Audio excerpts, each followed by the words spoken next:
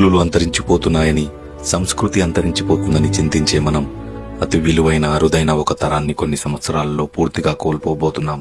మన మూలాలు పల్లెలే అని, ఉన్న ఊరికి ఏదో చేయాలని భావించే ఆ తరం కోల్పోయి ఏముందులే డడ్డీ విలేజ్లో అనుకునే కొత్త తరం వైపు అడుగులు వేస్తున్నాం. ఒక చీర, చొక్కా, పంచ 10 ఫంక్షన్లో వేసుకుని ఎవరినీ జడ్జ్ చేయని అమాయక తరం వదులుకొని ప్రతి ఒకేషన్లో అవసరం లేకపోయినా కొత్త డ్రెస్సులు కొనుక్కునే నవతరాన్ని ఆహ్వానిస్తున్నాం.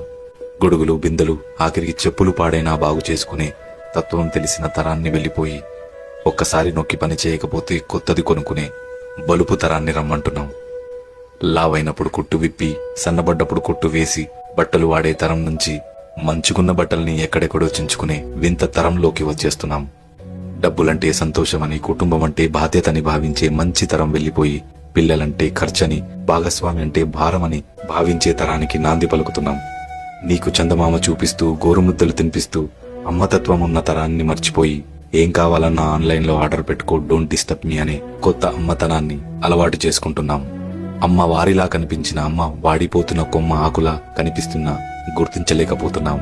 నలుదిక్కులు శాసించిన నాన్న ఒక మూల కూర్చొని దిక్కులు చూస్తున్నాడని గ్రహించలేకపోతున్నాం. వీరు అందించిన విలువలు, వీరు పంచిన ప్రేమలు మరో తరానికి అందిద్దాం.